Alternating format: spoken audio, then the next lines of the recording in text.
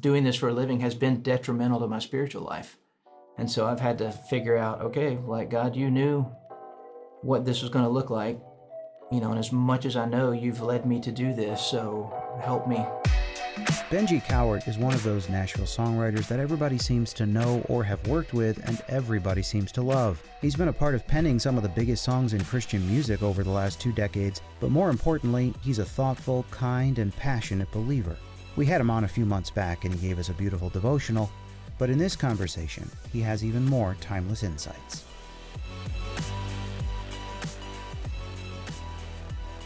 Here we go. We started off with the interesting topic of the Nashville songwriting machine that Benji's a part of. We asked him how he balances the business of writing worship and the sacred nature of the songs he produces. I honestly don't have an answer as much as I have to add. Like, it's the same thing as, like, scripture, you say, how do you humble yourself? I don't even know how to do that myself. So I think a lot of times it's just, okay, God, like, I trust that, I'm here because I feel like I'm called to do this in this season of my life. But it's been really hard, to be honest. Like, it's was a worship leader for 17 years. And so I've done the full-time on staff church, but that was also hard. Of just, it's like when you're a worship leader and that's part of your job, you have to be very intentional. And even, as of late, it's been really a great thing, because I think sometimes, one of the things I keep hearing is the recipe for revival is desperation. That's it. And so I think for me, even in seasons where I've gotten real dry, and honestly, like, doing this for a living has been detrimental to my spiritual life. And so I've had to figure out, okay, like, God, you knew what this was going to look like, and as much as I know, you've led me to do this, so help me not to die inside. And the good thing is it is a machine. But at the same time, there's a lot of people that are just doing the thing as best they know that God's called them to. And we can't necessarily, people can't necessarily be responsible for when people put them on a undue pedestal. What you can do is decide whether you actually believe that or not, or whether you just kind of go, yeah, we both know that's not who I am. I have to fight pretty hard, to be honest, and sometimes I don't always win that. Sometimes I get real dry. Like, just being real honest, there's been a couple times where I've sat in worship in church and I've been like, can we just get to the message? And some of that's because I don't know how to turn off all kinds of conflicting emotions. It's, there's the emotion as a writer of like, man, I wish I had written that. There's sometimes you're a lyric, or as a lyricist, you're like, man, could we not say that differently?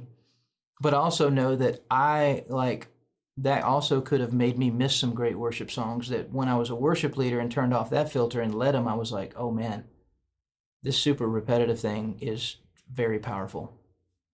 And so, like, even my own preferences, like, can get in the way.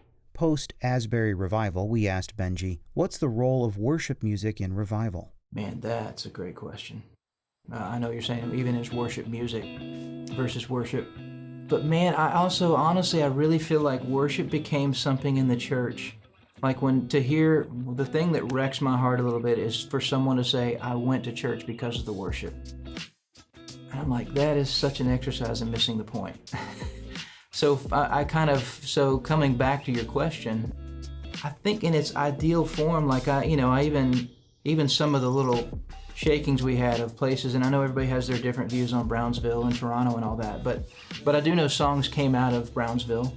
And so I think that those songs, I don't think they're the cause of it. I think they're the documentation of it. I think those are the prayers that got documented during that moment. I know that, like, up at Asbury right now, a lot of the songs they're singing are already pre-existing worship songs. And they just sort of, I love that some of them are coming from like 20 years ago. I'm old enough that, like, I was leading worship when their worship leader title didn't exist. I thought when I went into ministry that I was going to be a minister of music at a Southern Baptist church. I didn't want to do it, but I was like, okay, Lord. Fortunately, I've always gotten to actually be a worship leader at churches, which whatever those two differences are. But just seeing all those songs come about, and I'm interested because I haven't heard anything new come out of Asbury yet. And part of me kind of hopes nobody jumps on that. We got to franchise this thing. We got to it's like the magic dish bubble. I'm like, everybody just leave it alone. Just let it be. Don't pop the bubble. And I feel like the Asbury staff's done a great job of just let it be. Just let it be what it is. And let's guard the sanctity of what God's doing in this moment. But that's the biggest mistake I think that's happened in so many revivals, is trying to franchise it. So we try to mimic the symptoms of the revival instead of mimicking the process that got them there.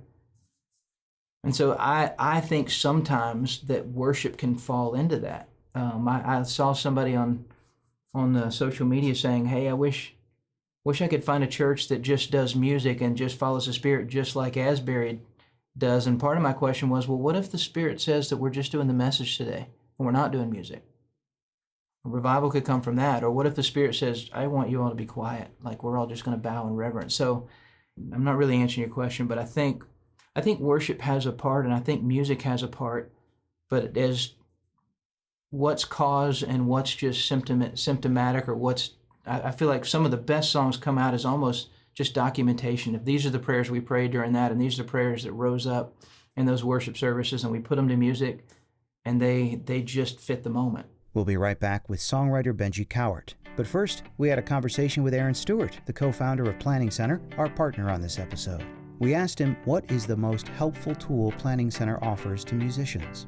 So, if you're putting all of your music in Planning Center to organize it and to give to your people to rehearse, what you can do is download the Music Stand app, which is best on a tablet, so an iPad or an Android tablet, and that lets you log in to your account, and then it says, here's this week's service, and it launches in a customized view, and it makes it so that whatever music you have, whether sheet music or chord charts, whatever it is as PDF files, it gets put in there so that you can just swipe from song to song, or you can use a wireless Bluetooth foot pedal. If you want to be hands-free, you can just tap your foot and it changes the pages. Actually, you can even link multiple devices so that when I turn my pages, it just automatically turns anybody else's pages who wants to be turned. And then also, you're able to take notes on it. And so what I love about this is I take notes the first time we're going to do that song, and then when we do that song 2 weeks later, a month later, a year later, it just comes up again with all of my notes. Well, so if I can save notes, why can't I share my notes? So if you are playing piano next week, you can be like, well, I don't want to take my own notes. Did Aaron take notes on this? You can just say, there's Aaron's notes, import them to mine. So you can share your notes with other people. If you have your audio files on there, it allows you to listen to those. This is how I practice my stuff every week. So I sit down at my keyboard and I open Music Stand. I launch the audio player, and it's like I can scrub through the player at the bottom while I'm taking notes on the music right there. I'm like, what was that? And I back up. I'm going to highlight that part because that's where I'm going to sing a harmony part. And so having all that, sharing those notes with your people and turning those pages, it just makes rehearsing or playing in the service so much easier. For those interested in transitioning to Planning Center, you can find out more at planningcenter.com. Back to our conversation with Benji, where we focused on the younger generation, and we asked, what would you say to a kid that thought they didn't need church? I would say chase Jesus and let him sort it all out for you. Because I really do believe if you're truly chasing Jesus, Jesus will eventually lead you back into fellowship with other believers. But I think what's happened is, I don't think, I have a 22-year-old kid and a 20-year-old kid. I know that they love Jesus and they still love the church, but I know that what they get disillusioned with are all the things that aren't the biblical church. I really don't think, everybody talks about millennials and they've checked out of church. I'm like, I don't think they've checked out. I just think they have a filter that says, I don't know what that is, but that's not what it's supposed to be, so I'm not going to be a part. And so I think when the church becomes what it's supposed to be, and that's, I've been a part of, I'm not even saying the church is just this big wreck, it's not. But I think so much of when people begin to check out, or they're, even a lot of what they call deconstructing, I'm like, what you're actually deconstructing is not biblical church. You're just deconstructing the sideshow and the celebrity culture, or the agenda and the machine, because sometimes even church, it's like you build this massive building and now you got to pay staff and you got to pay a building and you got to keep the machine running. That's just a structure, but that's not the church. And so I think for a lot of, even for my kids' age, because we have some of these conversations, it's like, man, chase after Jesus. And if you truly chase after Jesus, you really will love his people, and then you'll want to be with his people, and you'll even have a tolerance to go like, I know this is nonsense going on in this building, but I know the church is still here. And I think that's all. I think there's just been I think, even in church attendance, like we came out of the COVID, and I started realizing we haven't really done a good job of telling people why it's important to gather. I think, part of the reason I think we should gather is like, I just know my mom was never happy unless all three of her boys were home for Sunday dinner. And I sometimes wonder if God the Father's like, it's really not about what we get from it, it's what we bring him. And so when the whole family comes to the house, as much as possible, I think that just makes the Father happy. Because God isn't just a father, but he is a father. I think the millennials, a lot of what they're pointing out are a lot of things that need to be pointed out. Then we asked, what gets you excited about this next generation? They just want the thing. They want the real thing. They want, if Asbury is an indicator of what the spiritual hunger is for that generation, then they want God's presence, but I don't feel like they're chasing, I don't have a problem. I think when the Holy Spirit shows up, there's manifestations, so it's not that I have a problem with that. But you can't chase the manifestations. And what seems to be happening at Asbury is just an actual chasing. But there's a little bit of the audacity of like, we really want to experience God's presence. And just whoever the students were that were just like, we're not going anywhere until God shows up. And that seems right to me. My dad was telling me at one point, one of the students had a need, like there was something where a student needed to go to Brazil or something like that, and some of the students were throwing money off the balcony. They just all were like, and I just like that their generation might get us back to the New Testament church. It's like Scripture says, as people had needs, they raised the money and gave people and I was like, well, there it was. We just watched it happen at Asbury. And what was the New Testament church? Like, it was a lot of chaos, and it wasn't super polished and slick, and they didn't have lights and fog, and but that was when the church, we all look at that as those are the glory days of the church. And so sometimes I wonder if it might, that was the one, just a sidebar, that was one of the things I loved about Jesus Revolution, is the moment where the character Lonnie Frisbee says to the pastor, they are actually the perfect potential Christians because they're seeking. And it's just that really kind of broke me, because I started thinking about this generation, and I'm like, as much as we want to point the finger at what they're seeking, I was like, they're just unashamedly seeking. And instead of stiff-arming them, maybe we need to just start asking questions and go like, what's really behind the thing that you're looking for? So we see all these things that we're arguing about over politics, but I'm like, what's really behind it? And the church may have that, because I've got a middle schooler too, and so I'm watching so many of these kids that are leaning even to some of the pronouns and the gender. It's really more about, I just want to matter. There's nothing special about me. Some of them may really, they already struggle. We all, like, I knew kids growing up that I'm pretty sure we knew they were gay before they did. So we've all, so it's like I've walked with that too, but I also think there's a lot of kids in middle school where this whole thing is like the end thing now. And so, it's like the deeper question is it just some of them, they just want to matter? Being such a well-known songwriter, we had to ask Benji, what is the Holy Spirit downloading to you right now that you're writing songs about? This morning I was in a write with some guys, and it really, I was at a worship service this past Thursday night, and it's the first time in a long time. I don't even know if I know how to articulate this, but I was singing songs, and I didn't feel like I was just, sometimes singing is just a liturgy. It feels like a liturgy, where it's like, we're just doing this thing that we do in church. So sometimes it's that. But it's the first time in a long time where I was really more praying than I was singing, because I really, really, really, really meant it. And I know that sounds weird as a worship leader for 17 years, but it's the first time where we were actually singing the song from Will Reagan, like, set a fire down in my soul. As a songwriter, repetition sometimes drives me crazy. But that song, I've never sung that song like I sung it, just because of where I'm at. I'm just in a place of just being really hungry. And I was like, okay, God, we got And even when the service was over, I was like, we got unfinished business because I'm not done. Like I was just in that place of like, just I want more, I want more. And that's really where I was. And so that seems to be coming up. And even the guys I was with this morning, that way it was really just, I want the real thing. And I'm not even, I think we've learned the lesson of I have zero preset expectations of what that looks like. I'll know when it's there. So I'm just saying, whatever you need to do, Lord, whatever you need to strip from me, whatever I need to repent of, whatever, if I'm not aware of, like I'm at that place where I don't care. Like I need to meet with you in this season. And so that some of that seems to be coming up, and just a real honesty.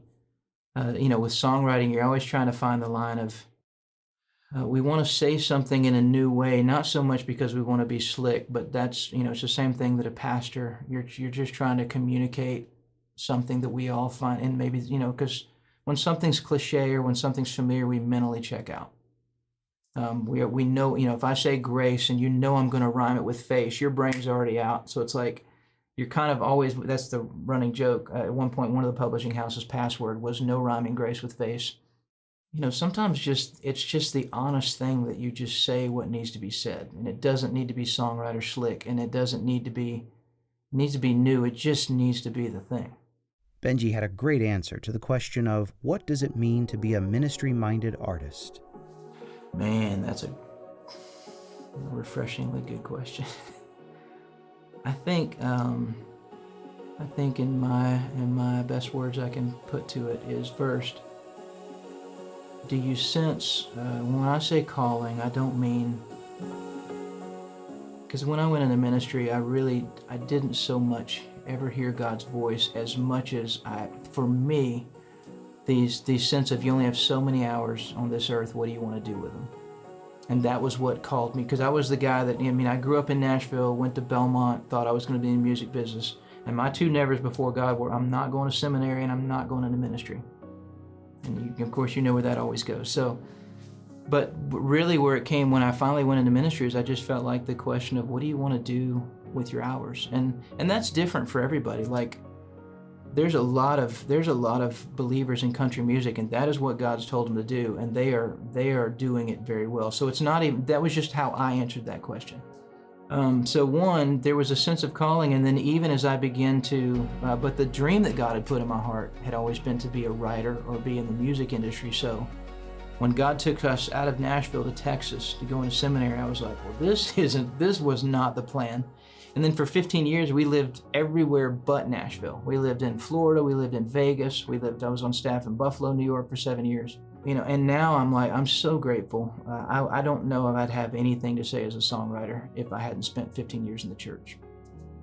But so now as I think about, like, as writers, because one of my, even writing for CCM, like one of the reasons I love to do it is because I've heard just so many times of how there's a sacred moment in the car that a lot of people have on their commute, and some people, everybody has their preferences and all of that, and I get it, but it's reason enough for me, for that person who hears a song and God uses that in that moment in their car, and it's a life-changing moment for them.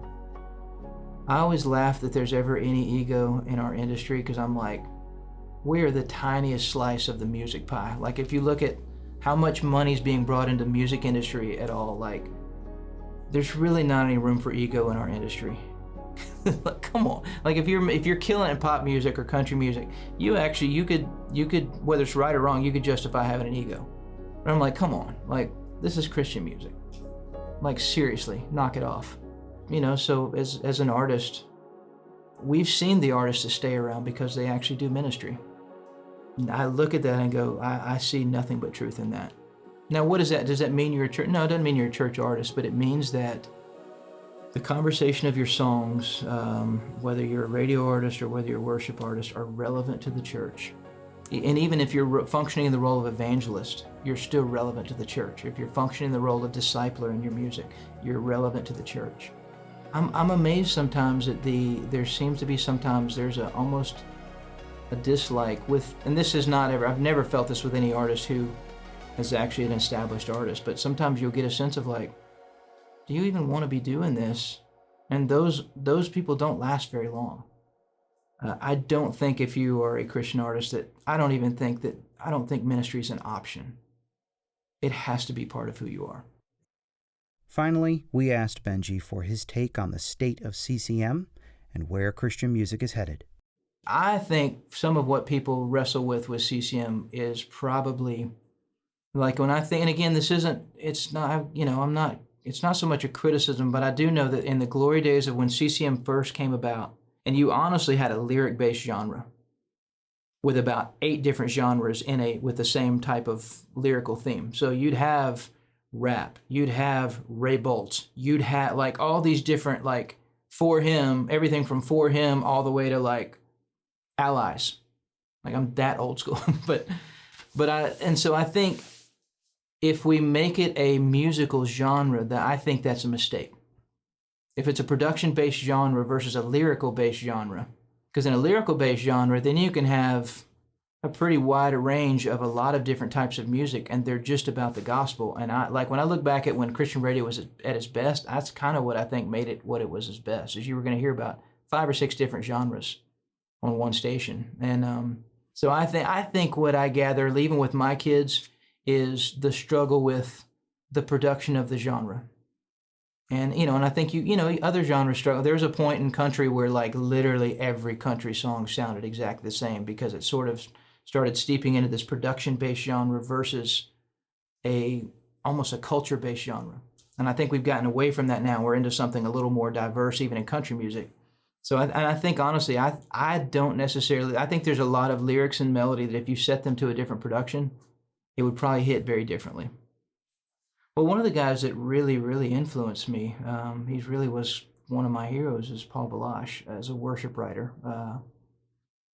But then also just kind of the Bruce Springsteen way that he leads worship. Like he was just one of those guys that when I lived in Buffalo, I just was like, I didn't want to emulate him, but there was a lot of principles of what he does that I was like, that's a very repeatable like thing to take in. David Wilcox, like who is more just an indie, like, but there's just certain songwriters that make me, like even in country music, there's certain country writers. I listen to everything, and there's a lot of country writers where I'm like, I'm not a songwriter yet. It's like when you look at stuff that like Natalie Hemby's written, and you look at some of the like guys who write in the indie world, and you just as a writer, you're forever haunted by the song you haven't written yet. In our genre, like I think in our genre, like Ethan Hulse is absolutely amazing. Mia Fields is still one of my favorite lyricists in our genre. And then Dante Bowe. There's several guys I've gotten to spend some time with the Mav City crew, and man, there's just some crazy talented writers. Brandon Lake, Ben Hastings, his record destroyed me, his most recent one, and it was actually a real encouragement because you hear just beautiful lyrics, beautiful music, and just what I hear more than anything is a relentless pursuit of excellence in his record, and you go, it can be done. We can do this. Leland, I've only gotten to listen to one song off of Leland's new record, but off of that one song, I was like, okay, I'm going to have to like deep dive into this record.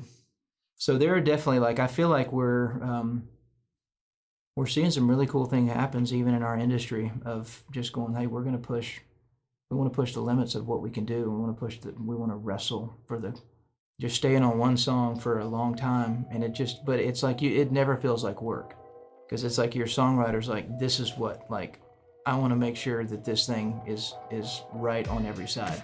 And it's not so much you even care about the success of it, you just care about the song. Like people ask me, what's your favorite song you've ever written? I'm like, I haven't written it yet. Thank you, Benji, for the great conversation. We've included Benji's list of his favorite songwriters, as well as a link to his devotional podcast episode in the show notes on worshipleader.com.